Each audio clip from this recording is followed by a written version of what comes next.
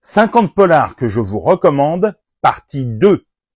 Délit d'innocence de Peter Yates, 1990, avec Tom Selleck et F. Murray Abraham.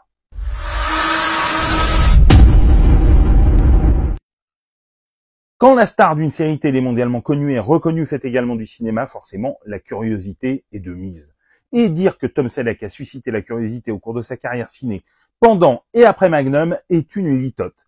Après avoir dû renoncer la mort dans l'âme aux aventuriers de l'Arche perdue, faisant ainsi le bonheur d'un certain Harrison Ford, il s'est illustré dans quelques projets anecdotiques mais sympathiques, comme Les Aventuriers du bout du monde, Signé Lassiter ou Runaway, L'évadé du futur, jusqu'au hit 3 hommes et un bébé, remake du film de Colin Serrault, 3 hommes et un couffin. En 1989, il est la vedette de 2 films, Son alibi et ce Délit d'innocence, l'antépénultième polar, pur sucre réalisé par le vétéran Peter Yates, rien moins que l'homme qui a dirigé Steve McQueen dans Bullitt.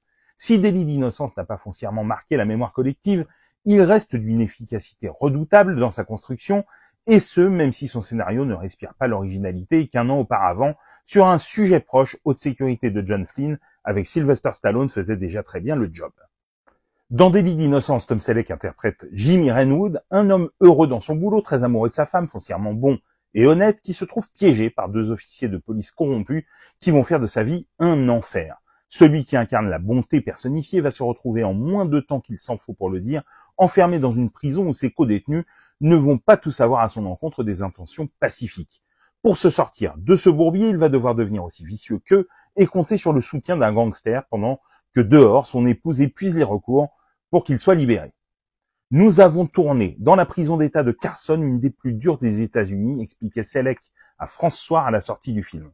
Je craignais tout le temps qu'un des détenus condamnés de toute façon à perpétuité ne me tue juste pour se rendre célèbre en tuant une célébrité, disait également le comédien.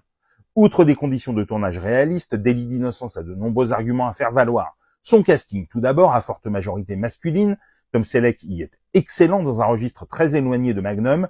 Son personnage est certes très positif et plein de bonté, mais il n'est pas seulement angélique et c'est dans la complexité des actes qu'il est obligé d'accomplir et de leur sens moral que le comédien trouve avec subtilité les bons ressorts dramatiques. Face à lui, le Salieri du Amadeus de Milos Forman, F. Murray Abraham, y est particulièrement savoureux en truand protecteur. David Rash et Richard Young, en flics corrompus, sont détestables et donc parfaitement dans ce qu'on attend d'eux, même si leurs personnages sont à la lisière de la caricature par moments. Lila Robbins, dans le rôle de l'épouse de Jimmy, a moins de choses à jouer que ses homologues masculins, et le manque d'un personnage féminin mieux écrit et mieux construit se fait parfois sentir. Mais cela n'empêche pas de prendre beaucoup de plaisir à ce film traditionnel que Peter Yates, en artisan de talent, mène à bon port. L'action et la tension dramatique sont bien dosées et l'empathie que dégage le héros font qu'on prend évidemment fait et cause pour lui et qu'on s'accroche à son destin tumultueux. Classique dans le bon sens du terme, Délit d'innocence mérite d'être redécouvert, lui qui est passé sous le radar de la postérité. Un bon polar, une série B qui a de la gueule avec des comédiens charismatiques. Parfois, on n'a pas besoin de plus pour avoir son compte. Dites-moi en commentaire si vous l'avez vu et ce que vous en avez pensé, et sinon, si cette vidéo vous a donné envie de le découvrir.